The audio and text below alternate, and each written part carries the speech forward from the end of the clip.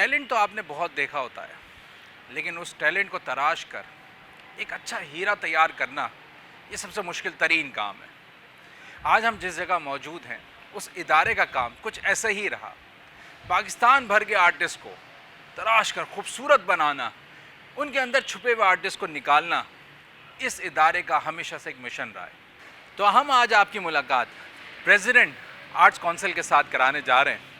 احمد شاہ صاحب نے جب سے اس چیز کو سنبھالا اس کی دنیا ہی بدل گئی۔ یہاں پہ ہر جگہ پہ جہاں مایوسی تھوڑی بہت آنے لگی تھی اس مایوسی کو دور کر کے یہاں رونقیں واپس آ گئی، اور یہاں پہ ٹیلنٹ کو جس طریقے سے نکھارا جاتا ہے وہ ایک خوبصورت ایک اپنی مثال خود ہے۔ آئیے ملاقات کرتے ہیں ان کی ٹیم سے اور جانتے ہیں کہ یہاں پہ کام کس طریقے سے ہو رہا ہے اور کس طریقے سے کیا جا رہا ہے۔ آئیے ملاقات کرتے ہیں۔ تو اس وقت میرے ساتھ موجود ہیں president arts council Ahmad Shah صاحب۔ سر بہت شکریہ کامیابی کا سفر جوائن کرنے کا۔ سر 14 سال کا عرصہ ہو گیا آپ نے آرٹس کونسل سنبھالا۔ 16 سال کا 16 سال کا عرصہ ہو گیا آپ نے آرٹس کونسل سنبھالا، اور سنبھالنے کے بعد اس طریقے سے اس کو بلڈ کرتے گئے۔ کوئی میرے خیال میں آرٹسٹ کوئی ایکٹر ایسا نہیں جہاں سے جو مستفید نہ ہوا۔ سر کیسی رہی یہ جرنی؟ جب شروع کیا تھا سمجھا تھا سوچا تھا جانا تھا کہ ہم اتنے بڑے پیمانے کے اوپر اس کو پھیلا دیں گے؟ نہیں، کچھ سوچا سمجھا جانا نہیں تھا، بس یہ سوچا سمجھا جانا تھا کہ کراچی عظیم و شان شہر ہے اور دنیا کے 5-6 بڑے شہروں میں سے ایک شہر ہے، اور پورے ہندوستان سے اور پاکستان سے ہجرت ہوئی تو یہ شہر جو ہے جو 1947 میں 3 لاکھ کی آبادی تھی آج کوئی 2.5 کروڑ سے اوپر کا شہر ہے، اور اس میں بہت بڑے بڑے شاعر، ادیب، فنکار ہجرت کر کے آئے، پیدا ہوئے، 50 سینکڑوں ایسے لوگ جو ساری دنیا میں معروف ہیں، اور کوئی ایک بھی ادارہ نہیں ہے آرٹ اور کلچر کا نمائندہ ادارہ اس شہر کا۔ تو یہ سوچ کے خیال آیا تھا، اور آیا تو میں تھا کوئی 24 سال پہلے یہاں تک، اور میں نے آ کے دیکھا کہ یہ بالکل ایک کچرا کنڈی کی طرح کی جگہ ہے۔ یہ بلڈنگیں ساری آپ کو جو نظر آ رہی ہیں سوائے ایک آدھ پرانی بلڈنگ کے وہ سب ہم نے بنائی، اور شروع کر دیا۔ ایک غصے میں شروع ہوا تھا یہ کہ یہ اتنے سال سے کوئی جو ثقافت کا سب سے بڑا مرکز ہے کراچی، اس میں کوئی ثقافتی ادارہ ہی نہیں ہے۔ یہاں گھر ہوتے تھے لوگوں کے، جو بڑے بڑے لوگ ہوتے تھے، رئیس امروئی صاحب، صادق خان، سید محمد تقی، جان ایلیا، سلیم احمد، فیض احمد فیض صاحب کا گھر تو یہاں بہت کم رہا، وہ لاہور میں رہتے تھے لیکن 3 برس وہ بھی وائس پریزیڈنٹ رہے یہاں کے، اور بہت لوگ تھے یہاں لٹریچر کے، میوزک کے، مہدی حسن خان صاحب، اور ڈاڈا بخاری یہاں ریڈیو میں ڈی جی ہوتے تھے، اسلم اظہر صاحب ہوتے تھے، اور ڈاکٹر سلیم اجماع صدیقی، ابو اللہ صدیقی، بہت سارے لوگ، اور ادارہ نہیں ہے۔ تو غصہ اور پروٹیسٹ تھا، چائے کی ایک پیالی یہاں نہیں ملتی تھی پینے کو، 6 بجے تالے لگ جاتے تھے۔ تو پھر ہم نے ایک سٹرگل شروع کی، مشتاق احمد یوسفی، اسلم فروخی، فرمان فتح پوری، جمیل الدین عالی، اور پھر سب سے جا کے ملا، سب کو سے بات کی کہ بھائی یہ ایک اتنے عظیم ادبی ثقافتی ورثے کا جو شہر ہے اس کا کوئی بھی ایسا ادارہ نہیں ہے، تو اس کو ہمیں ریوائیو کرنا چاہیے کیونکہ اس کا ایک بہت ہی تابناک ماضی رہا ہے۔ تو بس شروع کر لیا، بٹس اینڈ پیسز میں تنکا تنکا کر کے جمع کیا، اور آج یہاں ہیں۔ بہت بڑا ہے سر یہ تو۔ سر جب آپ کا سفر شروع ہوا تو شروع سے آپ کا اس سائٹ کے اوپر ٹینشن تھی کہ آپ ادب کی سائٹ کے اوپر جائیں گے اور اس سائٹ کے اوپر کام کریں گے، یا بیچ میں کہیں چینج ہوا؟ نہیں، بیچ میں کچھ چینج نہیں ہوا۔ میں اسکول میں جب بچپن سے میرا جو زیادہ شوق تھا نا وہ لٹریچر کے ساتھ تھا، مطلب اردو شاعری کے ساتھ خاص طور پہ، اور فکشن کے ساتھ، اور میں 7ویں جماعت میں پڑھتا تھا تو میں نے اقبال کو پڑھ لیا تھا، اور 8ویں 9ویں تک آتے آتے اردو کی 3 صدیوں میں جتنا لٹریچر لکھا گیا ہے میں نے میٹرک سے پہلے پڑھ لیا تھا، تو اس سے میرا ایک ذہن بن گیا تھا۔ اور بعد میں پھر میں نے تھیٹر بھی کرتا تھا، میں خود بھی کرتا رہا ہوں تھیٹر، پھر ایک تھیٹر گروپ بھی فارم کیا تھا، یہ بات کی بات ہے جب میں یونیورسٹی میں تھا۔ تو میرا پہلی محبت جو تھی وہ تھی لٹریچر، ادب، اور اس میں پھر سب سے میری ذاتی دوستیاں ہو گئی تھیں۔ میں 9ویں میں پڑھتا تھا تو عبید اللہ علیم صاحب میرے دوست تھے، پھر جمال ثانی، صابر ظفر، یہ سارے لوگ، پھر کچھ عرصے بعد جان ایلیا کے ساتھ گھومتا تھا رات دن، اور اسی طرح سے یہ سب جتنے گھروں کے میں نے نام لیے، قمر جمیل، اور ادھر رئیس امروئی اور سید محمد تقی کے گھر جاتا تھا جب میٹرک میں پڑھتا تھا، سنتا رہتا تھا فلاسفی اور لٹریچر اور سارے بڑے لوگوں کی گفتگو. پھر وہاں انٹرنیشنلی بھی لوگ آتے تھے، ان سے انٹریکشن ہوتا تھا. ایرانین ایمبیسڈر چلا آ رہا ہے، اور باقی سارے بڑے ادیب ہندوستان سے بھی آتے تھے. یہ جاوید اختر شبانہ آزمی بھی آتے تھے. اور اس سے پہلے ایک یہاں انجمن ترقی پسند مصنفین کی کانفرنس ہوئی تھی جس میں کیفی اعظمی، مجروح سلطان پوری اور یہ سارے لوگ بھی آئے تھے. بالکل. اور سبط حسن صاحب یہاں رہتے تھے، شہر میں بہت بڑے آدمی تھے. تو اس طرح سے دماغ تو تھا شروع سے ہی کہ کچھ کرنا تو ہے، یہ میرا شہر ہے، یہاں میں پیدا ہوا ہوں. اور یہ میں میرا تھا. اقبال کا ایک بڑا مشہور سا شعر ہے نا، آہ کس کی جستجو آوارہ رکھتی ہے تجھے، راہ تو رہرو بھی تو، رہبر بھی تو، منزل بھی تو. تو آپ نے 16 سال یہاں پہ آپ ایز اے پریزیڈنٹ ابھی تک اپنا سفر جاری رکھے ہوئے، 16 سال سے، ان اپوزڈ. اور میں پہلا صدر ہوں. جی اس سے پہلے آرٹس کونسل کا صدر نہیں ہوتا تھا. جی جی بالکل. سر کیا بات ہے کہ لوگ آپ ہی کی طرف مائل ہوتے ہیں، کہتے ہیں کہ اسی کو ہی ہمیں ووٹ دیں. آپ یہ پروگرام میرے ساتھ کیوں کر رہے ہیں؟ کامیابی کا سفر. اور یہ کامیابی کیا ہے؟ یہ ہے کہ اس کو اپ سائڈ ڈاؤن چینج کر دیا ہے. اب یہ پاکستان کا تو سب سے بڑا ثقافتی مرکز ہے ہی.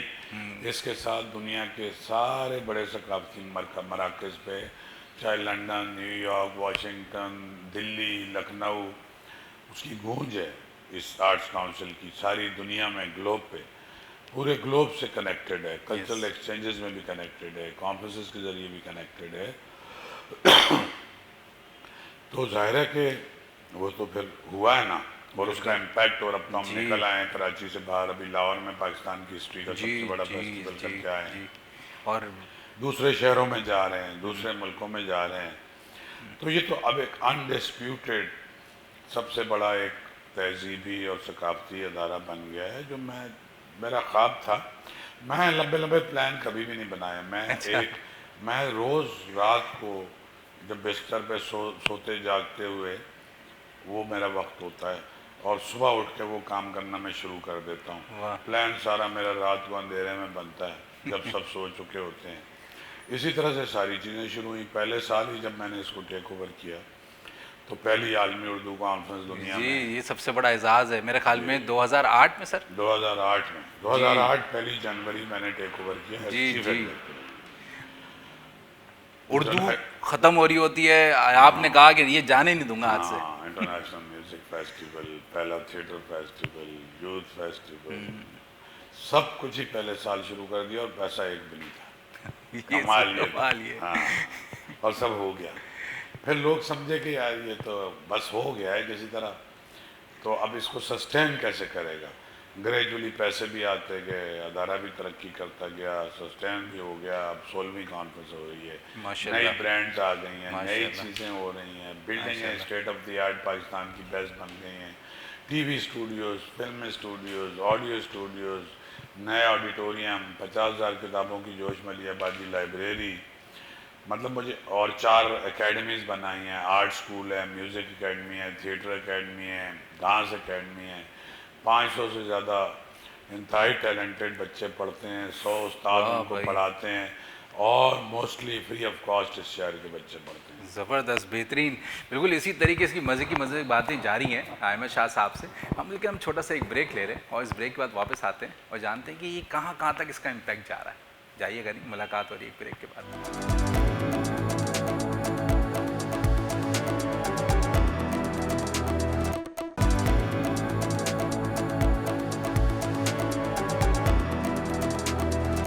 ویلکم بیک ٹو کامیابی کا سفر. میرے ساتھ موجود ہیں احمد شاہ صاحب، پریزیڈنٹ آرٹس کونسل پاکستان. سر 2008 میں آپ نے عالمی اردو کانفرنس کرائی. سر اس وقت آثار دکھنا شروع ہو گئے تھے کیا کہ اردو زبان یا ادب کے اوپر کام کرنا کم کر دیا لوگوں نے؟ ہم انور مقصود صاحب سے بات ہوتی ہے، وہ کبھی ناراض ہوتے ہیں کہ یار ادب کا وہ معیار نہیں رہا.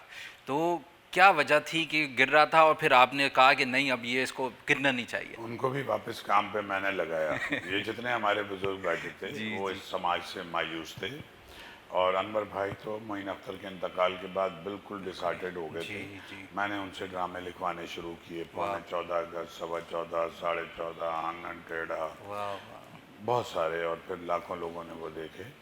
اسی طرح یوسفی صاحب اور سارے بڑے لوگ جو ہیں نا, تو جب یہ ایک مرکز بنایا, ان کی خدمت کی, ان کو لاتے رہے اور یہ جگہ آباد ہوتی چلی گئی.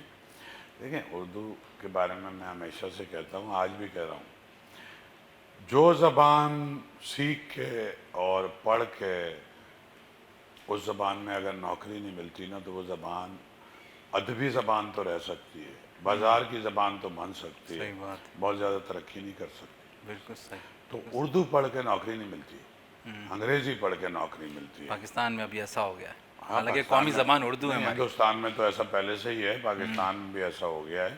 قومی زبان نام کی قومی زبان ہے, اور اس کو فائدہ بھی بہت ہے, کیونکہ یہ ایک برج ہے, یہ ایک زنجیر ہے پاکستان کی اکائی کے لیے, ایک فیڈریشن کی علامت ہے. یہاں بلوچی جو ہے وہ سندھی سے اردو میں گفتگو کرتا ہے, پٹھان جو ہے وہ بالکل صحیح. کشمیری سے اردو میں گفتگو کرتا ہے. تو یہ ایک طرح سے نیشنلزم کی زبان بن گئی ہے, اور یہ باقی زبانیں بولنے والے انتہائی سخاوت کا مظاہرہ انہوں نے کیا. انہوں نے اپنے بازو واہ کیے اور اردو کو تسلیم کیا, حالانکہ یہاں اس خطے کی کسی زمین کی زبان اردو نہیں ہے. اس خطے کی زبانیں تو سندھی, بلوچی, براوی, پشتو, سرائکی اور دوسری ہیں, شینا اور ہندکو اور کشمیری اور بروشکی اور دوسری زبانیں. لیکن اس کو یہ ایکسیپٹنس ہوئی, اور اردو جو ہے نا, اردو کا مرکز کراچی نہیں تھا اس سے پہلے, پاکستان بننے سے پہلے, لیکن اردو کا 300 سال کا مرکز جو تھا وہ لاہور تھا. لاہور ہے تو پنجاب میں, لیکن 1000 سال پرانا ایک تہذیبی اور ثقافتی مرکز تھا پورے ہندوستان کا, یعنی برِ صغیر کا. تو وہ آپ کو پتہ ہے کہ فیض صاحب ہوں, یا علامہ اقبال ہوں, یا تاثیر ہوں, سب کا لاہور سے. سبھی مطلب کوئی سیالکوٹ سے آیا, کوئی ضیاء محی الدین صاحب قصور کے تھے لیکن لاہور میں ہی رہتے تھے, رفیع پیر, امتیاز علی تاج, انتظار حسین انڈیا سے ہجرت کر کے آئے لاہور میں, ناصر کاظمی ہجرت کر کے آئے لاہور میں, منیر نیازی ہجرت کر کے آیا لاہور میں, شاکر علی ہجرت کر کے آیا, اتنا بڑا پینٹر تو لاہور میں, انور جلال شمزہ لاہور میں. تو لاہور تھا. ہم نے جب کام کا آغاز کیا تو ہم نے مطلب لاہوریوں نے یہ کہا, کچھ لوگوں نے, انہوں نے کالم بھی لکھے کہ جی 300 سال کا ایک مرکز تھا اردو کا, اس کا پیراڈائم شفٹ کیا ہے احمد شاہ نے, اس کو کراچی لے گیا. یہ پیراڈائم شفٹ نہیں ہے بیسیکلی, تو یہ تو 10 اور مراکز میں بھی ہونا چاہیے. صحیح بات. تو ہم نے پھر اس کو ساری دنیا میں جو لوگ تھے ان سے کنیکٹ کر دیا. پوری ہم نے سیشن پہلے سال سے کرنے شروع کیے کہ اردو کی نئی بستیاں. اب اردو کی نئی بستیوں میں ہر جگہ ہیں, امریکہ, برطانیہ, مڈل ایسٹ, ایون مطلب چھوٹے چھوٹے افریقہ کے ملکوں میں بھی لوگ ہیں جو اردو سمجھتے ہیں اور بولتے ہیں یا لکھتے ہیں.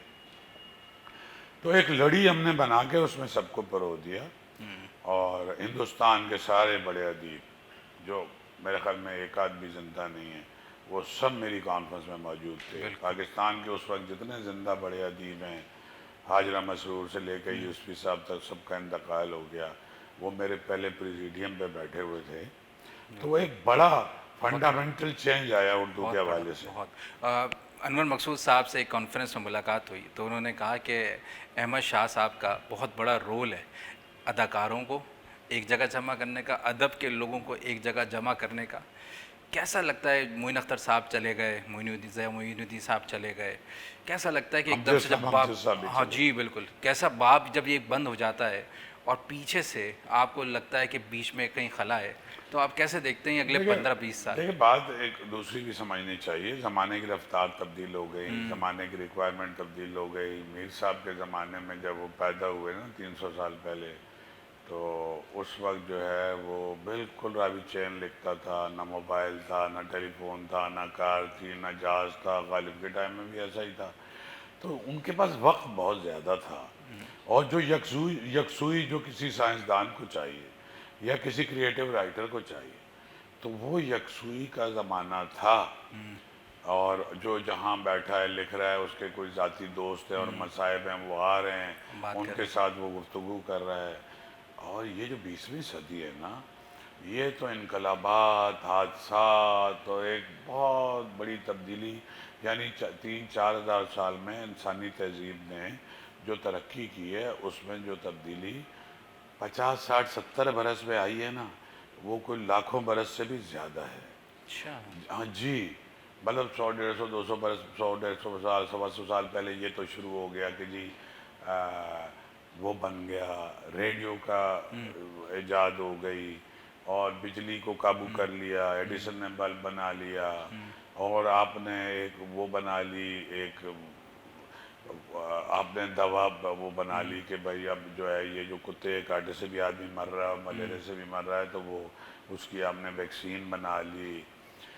لیکن 50s میں جب پہلا کمپیوٹر بنا نا جب یہ دریافت کی نا آپ نے یہ مٹی وہ پھر اس کو دنوں میں سینکڑوں سال کا اس نے فاصلہ طے کیا ہے.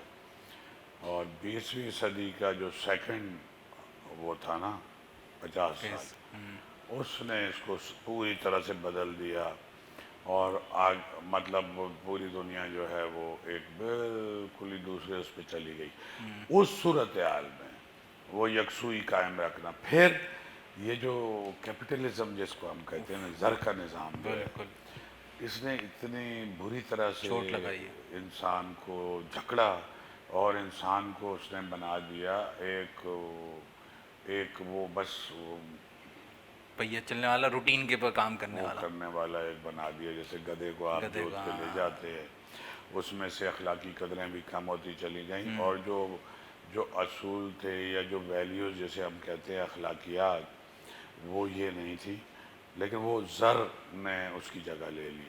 امیر آدمی کی عزت ہونے لگ گئی طاقتور کو سلام ہونے لگ گیا پیسے کو پوجنا شروع کر دیا. یہ کوئی 100-125 سال پہلے جب یہ سارا کارپوریٹ کلچر آیا 1800 کوئی پتہ نہیں 80-84 میں یہ کوکا کولا بن گئی جو پیٹ کے درد کے لیے بنی تھی اور بعد میں ہر آدمی نے پھر وہ لیور بردر نے صابن بنانا جو گھروں میں عورتیں صابن بناتی تھیں اور ایک بڑی مارکیٹ منڈی بن گئی دنیا.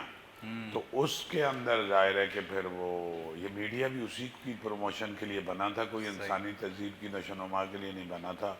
اب ان کو اپنا مال بیچنا تھا تو خالی مال کا اشتہار تو نہیں چل سکتا تھا تو اس میں کہانی بھی ڈالنی تھی موسیقی بھی ڈالنی تھی فلم بھی اور اسٹوری ٹیلنگ کیونکہ انسان کو جو جبلت میں ہے کہ سب سے زیادہ جو چیز پسند ہے وہ اسٹوری ٹیلنگ ہے. اس نے ہمارا سارا اخلاقیات کا جو نظام تھا جو اب سینکڑوں سالوں کا یا 1-2 ہزار سال کا وہ سارا سارا فارغ کر دیا چلا گیا. اور اس کے نتیجے میں ایک عجیب افراتفری پھر اسی صدی میں 2 بڑی عظیم جنگیں جسے کہتے ہیں ورلڈ وار 1 ہوئی ورلڈ وار 2 ہوئی اور جو مہذب کلیم کرتے تھے 300-400 سال سے یورپ جو یہ تھا کہ بھائی وہ 500 سال پہلے مہذب ہو گئے حالانکہ اس سے بہت پہلے بغداد اور کرتبہ اور رباط میں یونیورسٹیاں تھیں اس سے بھی بہت پہلے جو ہے یونان میں یہ فلسفہ اور یہ عقلی اور علمی معاملات 2500 سال پہلے تھے.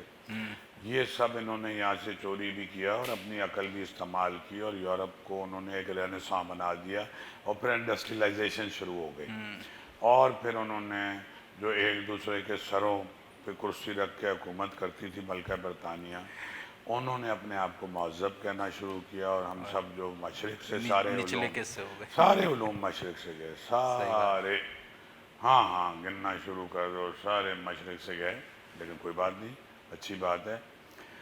جنگیں وہیں ہوئیں دونوں عالمی جنگیں ہوئیں پھر وہ بھی کساد بدل اور جنگیں بھی اتنا اسلحہ بن گیا تھا بلینز ٹریلین کا اور وہ ناکارہ ہو رہا تھا اور بیکار ہو رہا تھا اور امریکہ میں بھی جو ہے نا وہ کہتے ہیں نا وہ ایک بالکل ریسیشن آ گیا تھا بلیک وہ تھا تو وہ ایک جہازوں کی منڈی بھی چل پڑی پیٹرول ڈیزل کی منڈی بھی چل پڑی اسلحے کی تجارت بھی چل پڑی کھانے پینے کی بھی چل پڑی تو وہ پورا ایک اکنامک وہ اور ادھر والا حصہ دبتا چلا گیا اس میں ہمارے اپنے کچھ سارا نہیں کوتاہی ہے کیا ہے دیکھیے ہمارے ساتھ تو جو کچھ ہوتا ہے ہم خود ہی کرتے ہیں نا. صحیح بات ہے. ہمارے ساتھ کوئی کیا کر سکتا ہے. تو ہم مشہور تھے نا اس کے لیے، ویلیوز کے لیے، اخلاقیات کے لیے، علوم کے لیے، فلسفہ اور منطق اور ریاضی اور ان ساری چیزوں کے. بالکل صحیح، زبردست. تو ہم اسی طریقے سے گفتگو ہماری جاری ہے احمد شاہ صاحب سے.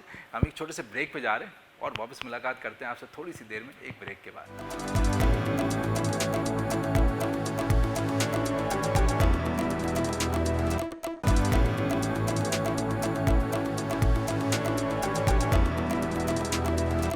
ویلکم بیک ٹو کامیابی کا سفر. میرے ساتھ موجود ہیں احمد شاہ صاحب، پریزیڈنٹ آرٹس کونسل. سر، ٹی وی نے، میڈیا نے نیوز کے اوپر زیادہ فوکس کرنا شروع کیا، ڈرامے اور ساری چیزیں، میوزک نیچے جانا شروع ہو گیا. آرٹسٹ کا سب سے بڑا ویلفیئر کا ایشو ہے. کووڈ کے اندر کرائسس آیا، کئی آرٹسٹ کو ہم نے دیکھا جو پاکستان کے اندر بہت مشہور کیا، پاکستان کا نام پوری دنیا میں لے کے گئے، لیکن وہ آتے آئے کہ ہمیں کوئی سپورٹ مل جائے، ہمیں کوئی چیز پلیٹ فارم ملے جس پہ ہماری کھانا پینا ہمارے گھر کا چل سکے. سر، یہ آرٹسٹ کے ویلفیئر، یہ سلوشن کیسے نکل سکتا ہے؟ اچھا، پہلی بات تو میں زیادہ ایگری نہیں کرتا اس بات سے. پہلے پی ٹی وی پہ ایک ڈرامہ آتا تھا، اب 50 چینلوں پہ ڈرامے آتے ہیں. بالکل.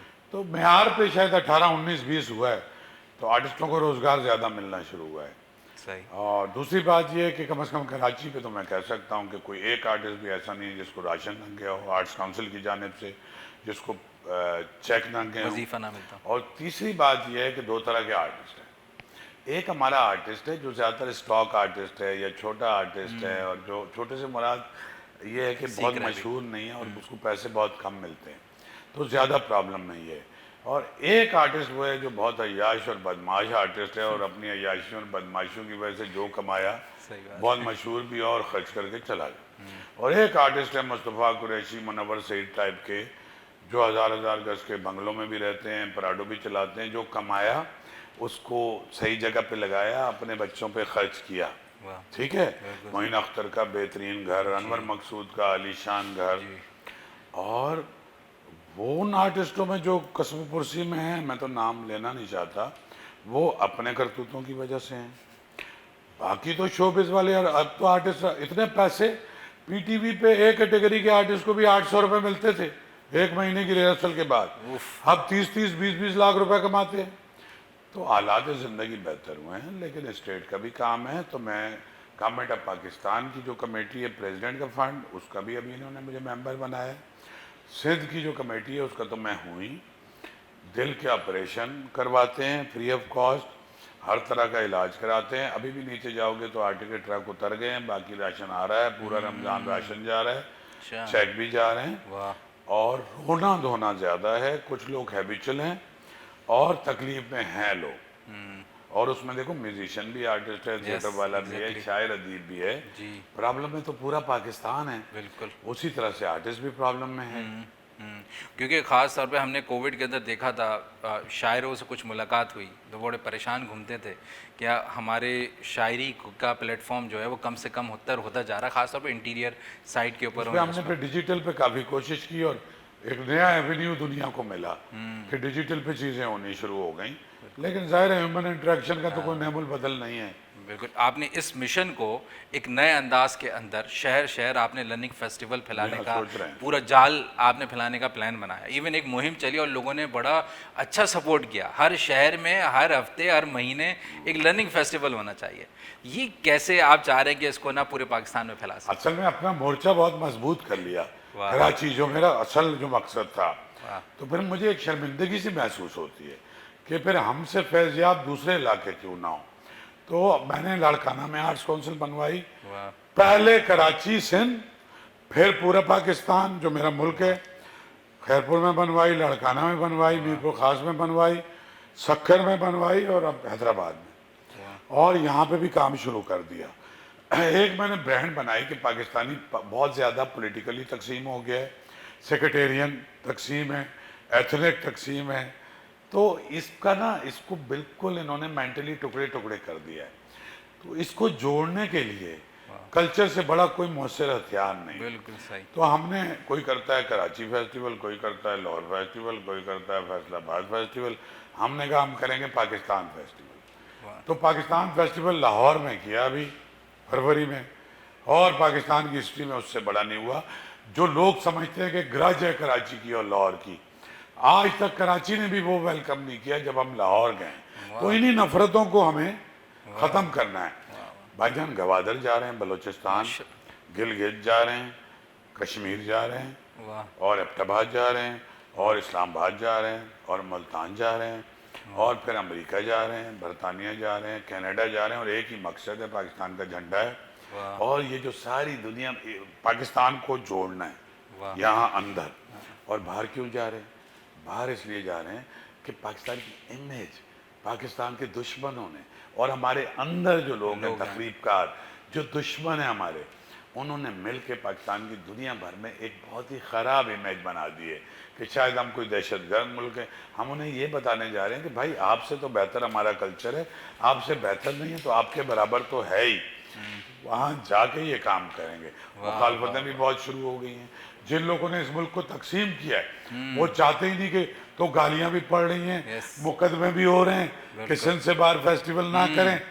تو یہ جب سب ہو رہا ہے تو مجھے یقین آیا ہے کہ ہم کوئی بڑا کام کرنے جا رہے ہیں. ایک دم سے جو تکلیفیں اٹھتی ہیں, سارے وہ جو ایک عرفی کا شعر ہے نا, عرفی تم اندیش زغو گائے رکیباں آواز کنا کمنا کنا دس کے گدارا, کہ عرفی تو کتے کے بھونکنے سے ہاں تم رقیبوں کے جو شور مچانے سے پریشان نہ ہو, کیونکہ کتوں کے بھونکنے سے فقیر کا رزق کم نہیں ہوتا. اگر آپ پہ تنقید نہیں ہو رہے, لوگ مخالفت نہیں کرے, اس کا مطلب یہ کہ آپ فارغ ہیں, آپ کچھ کر نہیں رہے. تو مجھے تو مزہ آنا شروع ہو گیا, کوئی سکھر سے, کوئی ادھر سے, کوئی ادھر سے, بہت سارے بھونپو ایک ساتھ شروع ہو گئے. صحیح بات ہے تو بالکل. اس کا مطلب ہے کام بہت بڑا ہونے والا ہے. تو فیوچر پلان کے اندر یہ ہے کہ آپ نے ہر شہر کو اور ہر آرٹسٹ کو جوڑنا ہے ایک دوسرے کے دیکھو بھائی, میں نے یہ کرنا ہے کہ پودے لگانے ہیں, اور وہیں کی آرٹس کونسلوں کو مضبوط کرنا ہے, اور جو کچھ ہم مدد کر سکتے ہیں کریں گے. نکلنا بوئے کفے برگ کے تحکم میں, تو شاخ لالا و گل ہے. واہ واہ. تو وہ تو آپ نے ایک مشن سیٹ کر لیا اس طریقے سے. کچھ بھی نہیں سیٹ کیا, میں تو بتا رہا ہوں یہ بڑے بڑے لفظ, میں نے یہ بچپن سے سوچا تھا, مجھے نہیں پتا تھا میں یہ ہو جاؤں گا, مجھے یہ بھی نہیں پتا تھا. مجھے یہ تو پتا تھا کہ میں جہاں بھی ہوں گا نا ایک فنڈامنٹل چینج تو لا کے لاؤں گا, چاہے لہریں گننے پہ لگا دو, چاہے کسی اور کام پہ لگا دو. تو میں اصل میں ایک پارا صفت آدمی ہوں, بے چین آدمی ہوں. نہ خود سوتا ہوں, نہ اپنے ساتھیوں کو سونے دیتا ہوں, نہ گھر والوں کو سونے دیتا ہوں. اور میرے اندر ایک چھوٹا سا بچہ ہے, اور میں پھر وہ گانا گاتا رہتا ہوں خود رات کو ڈانس کرتے ہوئے, میں چھوٹا سا ایک لڑکا ہوں پر کام کروں گا بڑے بڑے. مجھے مزہ آتا ہے. اور یہ اصل میں یہ کام نہیں ہے. مجھے وہ ایک کہتے لوگ, سر آپ کتنا تھک گئے ہوں گے, ان کو اندازہ ہی نہیں ہے کہ کامیابی ایک ایسی چیز ہے, اور یہ لوگوں کی جو ستائش اور پذیرائی کہ بھائی تھکن تو اگلے سفر کے لیے بہانہ ہے. تو میں تھکتا نہیں, میں بیمار ہو جاتا ہوں اگر ایک دن میرے پاس کام نہ ہو. اگر میں بیکار میں لیٹا رہا ہوں تو میں بیمار ہو جاتا ہوں. میرا الٹا چکر ہے. تو اپنے اتنے سارے سٹریس کے ساتھ, اتنے سارے اسٹریس نہیں ہے نا یہ میرے لیے. تو اپنی صحت کا خیال کیسے کرتے؟ وہ میری بیوی کرتی ہے. All credit goes to my wife. میرا کھانا, کپڑے, دوا, دارو, 25 سال سے شوگر ہے, بلڈ پریشر ہے, یورک ایسڈ ہے, زبردستی جم لے کے جانا, رات کو 12-1 بجے بھی واک پہ لے کے جانا. مطلب یہ زندہ اگر ابھی تک ہوں تو ذرا اللہ کی مہربانی ہے. All credit goes to my wife. ہمارا جو ہے بہت سالوں سے ہمارا عشق چل رہا ہے, ابھی تک وہ قائم ہے. دوسرا عشق, پہلا عشق تو آپ کا پاکستان سے, لٹریچر سے, اور اس کے ساتھ اچھی چیزوں سے, ایک رومانس ہے. بالکل.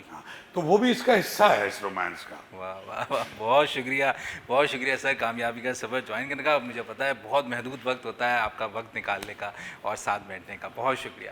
اسی محنت اور لگن کے ساتھ آپ کو کوئی چیز کا سٹریس نہ ہو, اگر آپ کا فوکس اور آپ کی ڈائریکشن بڑی کلیئر ہو, تو ہمیں سیکھنے کو جو بزرگوں سے ملتا ہے وہ بہت زیادہ کہ آپ کسی بھی چیز کے پیچھے لگ جائیں, آپ کو حاصل کر کے آپ رہتے ہی رہتے ہیں. بہت شکریہ کامیابی کے سفر کو دیکھنے کا. اور اگلے ہفتے پھر آپ سے ایک نئے گیسٹ کے ساتھ ملاقات ہوگی ایک نئے شو کے اندر. جب تک اجازت دیجیے ڈاکٹر محسن کو کامیابی کے سفر سے. اللہ حافظ.